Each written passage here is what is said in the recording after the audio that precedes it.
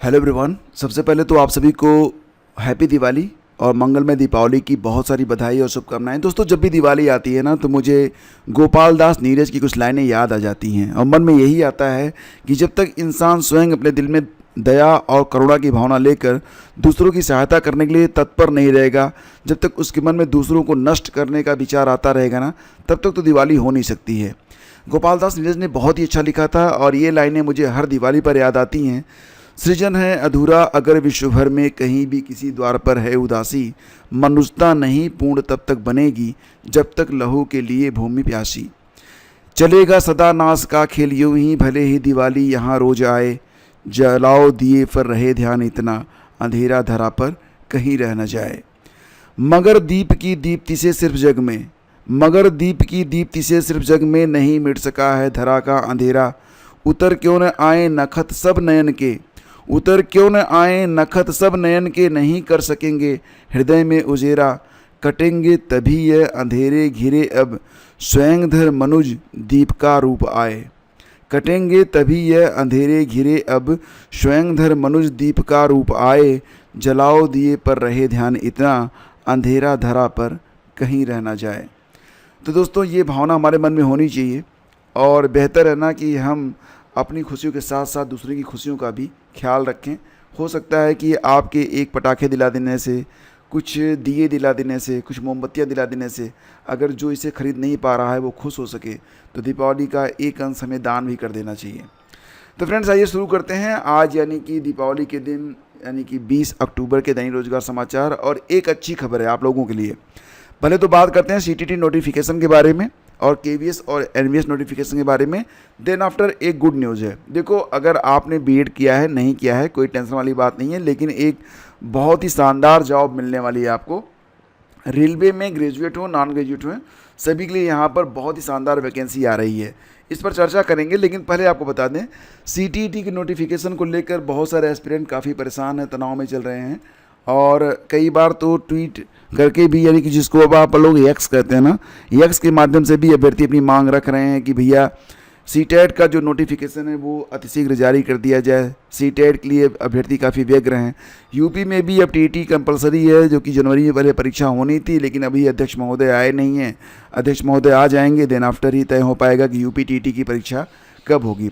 लेकिन दोस्तों, खबर मिल रही है कि आफ्टर दिवाली सीटीईटी का नोटिफिकेशन जारी हो सकता है। तो बिल्कुल आप लोग तैयार रहिए सीटीईटी के लिए। और सीटीईटी में भी अगर आप पास आउट कर जाते हैं या जो शिक्षक जिनके लिए टीईटी कंपलसरी कर दिया गया है वो पास हो जाते हैं, तो बिल्कुल उनकी नौकरी नहीं जाएगी। तो सीटीईटी एक बहुत ज़बरदस्त अल्टरनेटिव है यूपी टीईटी का। और ये लगभग मैं हर स्टेट की बात नहीं करूँगा, लेकिन बहुत सारे स्टेट हैं जो कि अपने स्टेट की टीईटी के साथ साथ सीटीईटी के लिए भी मान्यता प्रदान करते हैं। केवीएस और एनवीएस में भी भर्ती आने वाली है। केवीएस में तो आपको पता ही है कि जब भी भर्ती आती है तो इसमें पीआरटी की भी वैकेंसी होती है, टीजीटी लेवल पर भी होती है और पीजीटी लेवल पर भी होती है। और एनवीएस में जब वैकेंसी आती है दोस्तों, तो यहाँ पर पीआरटी नहीं होता है, केवल यहाँ पर जो वैकेंसी होती है वो टीजीटी और पीजीटी की होती है।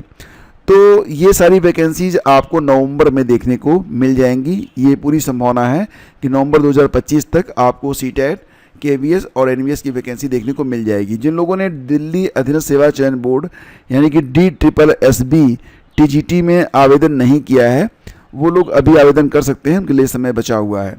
फ्रेंड्स, आइए आगे बढ़ते हैं। खैर, ये सारी वैकेंसी जो होती हैं फॉर बीएड होती हैं, या फिर अगर 1 to 5 है तो फॉर डीएलएड होती हैं।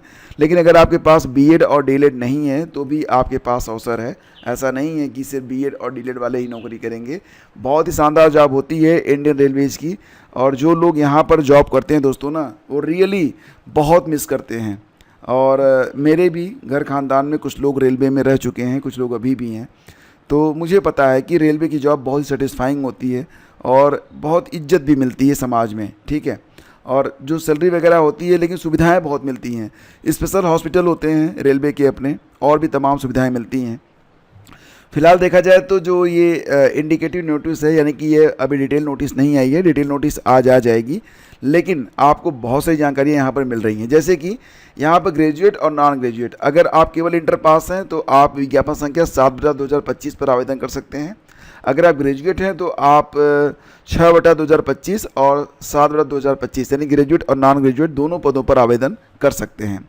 और ऑल ओवर इंडिया में जितनी भी आरआरबीज हैं, सारी आरआरबी से यहाँ पर वैकेंसी आई हुई है।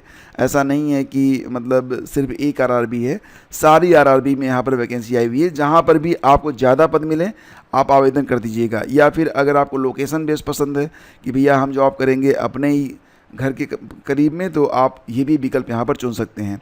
जैसे कि आप देखेंगे यहाँ पर तो बेंगलुरु में भी वैकेंसी है, प्रयागराज में भी वैकेंसी है, गोरखपुर में भी है, मुजफ्फरपुर है, अहमदाबाद है, जम्मू कश्मीर है, भुवनेश्वर है, इसके अलावा चंडीगढ़ है। नेक्स्ट देखेंगे पटना में है, भोपाल में है, रांची में है, बिलासपुर, सिलीगुड़ी, मुंबई, जहाँ पर भी आप जाएं आपको वैकेंसी देखने को मिल जाएगी। लेकिन दोस्तों यहाँ पर आवेदन करते समय एक बात का ध्यान रखिएगा कि आधार कार्ड और हाई स्कूल का डेटा बिल्कुल मैच होना चाहिए। हाई स्कूल की मार्कशीट में जो नाम है वही नाम आधार में भी होना चाहिए, और हाई स्कूल की मार्कशीट में जो डेट ऑफ बर्थ है वही डेट ऑफ बर्थ आधार में भी होना चाहिए। और अगर आप आधार से वेरीफाइड फॉर्म नहीं भरते हैं तो आगे चलकर कदम कदम पर आपका वेरिफिकेशन होगा। तो बेहतर ये होगा कि पहले आधार को आप अपडेट कर लें और उसमें अपनी फ़ोटो भी लेटेस्ट कर लें। अगर आप पहचानने में नहीं आ रहे हैं, मतलब कभी कभी होता था ना कि लोग कहते थे आधार की फ़ोटो सबसे बेकार आती है, रियली आपने देखा होगा कई बार तो खुद को लोग पहचान नहीं पाते हैं, तो उसको थोड़ा सा अपडेट करवा सकते हैं आप। ठीक है, तो अपडेट करवा के फिर आप फॉर्म भरिए। फिलहाल अभी समय है और आराम से आपका हो जाएगा, कोई टेंशन वाली बात नहीं है, क्योंकि 1 महीने का टाइम आपको यहाँ पर मिल रहा है। अगर आप ग्रेजुएट हैं तो आपके फार्म 21 अक्टूबर से भरने स्टार्ट हो जाएंगे। अगर आप इंटरमीडिएट पास हैं तो आपके फार्म 28 अक्टूबर से भरने स्टार्ट हो जाएंगे।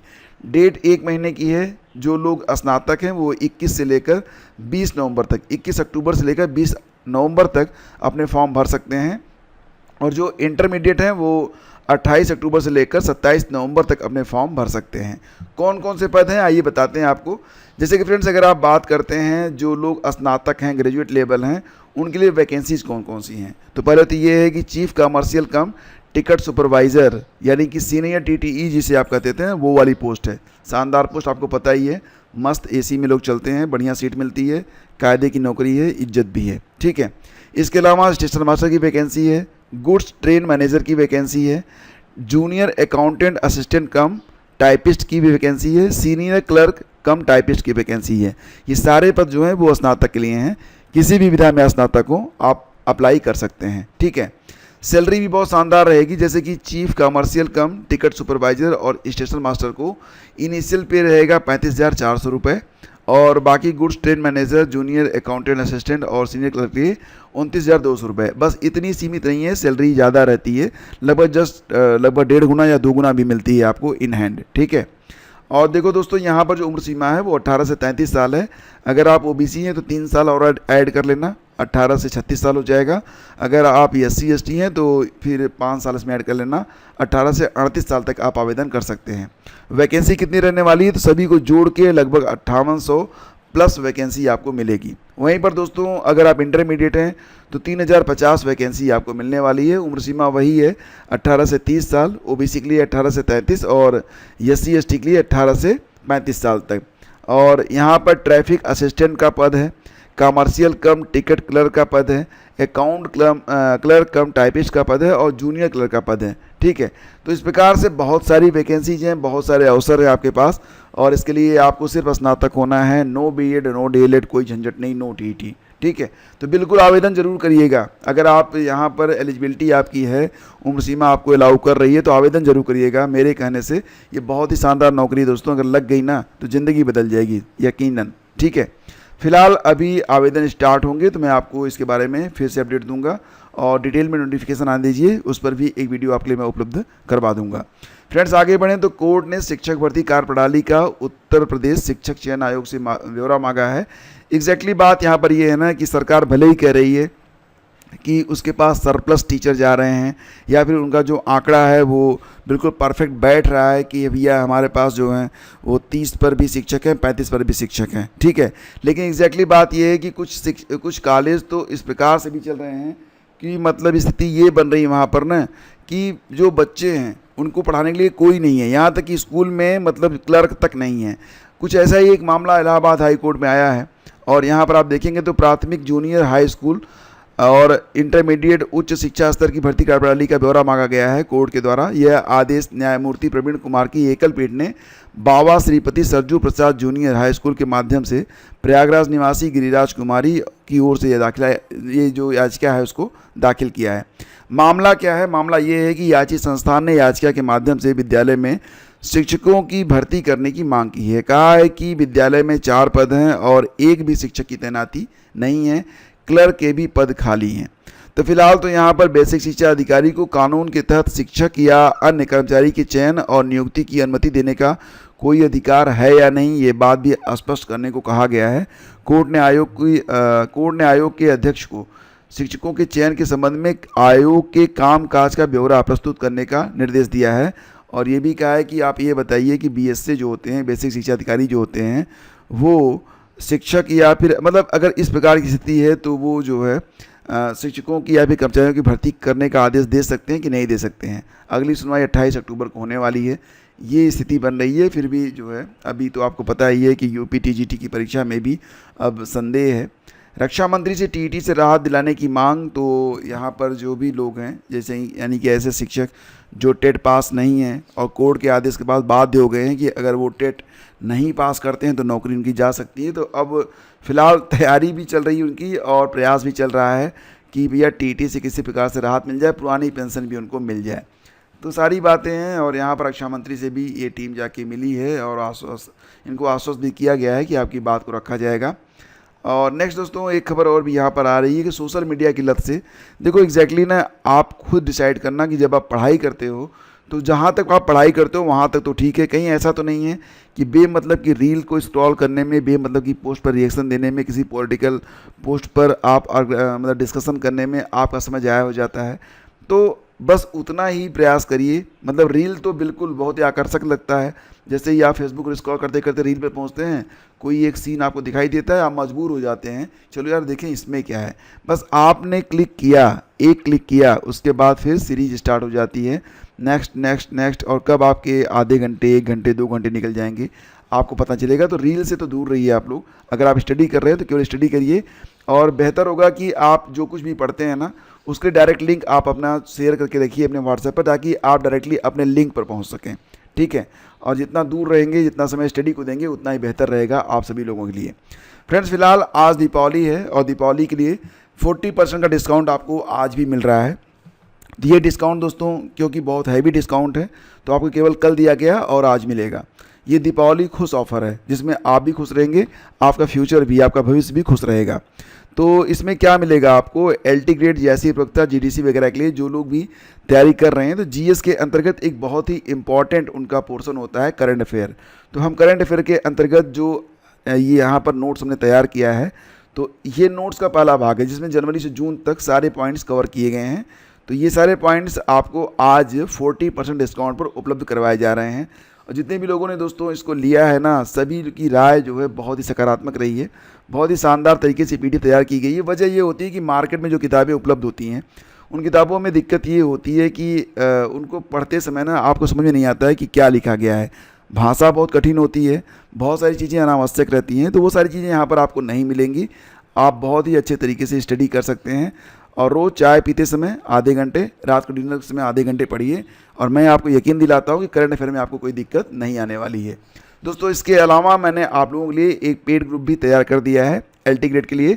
अगर जो बच्चे एलटी ग्रेड पेड ग्रुप लेना चाहते हैं वो डिस्क्रिप्शन चेक कर लेंगे, वहाँ पर आपको एक लिंक मिलेगा, उस पर क्लिक करके आप पूरी जानकारी प्राप्त कर सकते हैं कि पेड ग्रुप किस प्रकार से चल रहा है, उसमें कैसे कैसे आपको क्या क्या करवाया जा रहा है, क्या मटेरियल आपको मिल रहा है, टेस्ट भी आपके होते हैं। ठीक है, सारी जानकारी आपको उपलब्ध करवा दी गई है। हालांकि आज का जो एलटी ग्रेड का मॉक टेस्ट होगा उसमें मैं आपको सारी जानकारी डिटेल में उपलब्ध ऑनलाइन करवा दूंगा। तो फ्रेंड्स ये थी आज की पूरी update. Thank you, have a great day, जय हिंद। आप सभी को पुनः हैप्पी दिवाली। आप लोग खुश रहें, मस्त रहें, अपनी खुशी के साथ साथ दूसरों का भी ख्याल रखें। और दोस्तों ख़ास तौर से उन जीवों का जो कि मतलब जिनके पास पैसे नहीं होते, आपके आसपास कोई गाय होगी, कोई कुत्ता होगा, कोई कुत्ते का बच्चा होगा, उसको भी थोड़ा सा ना मिठाई खिला देना। ठीक है, थैंक यू।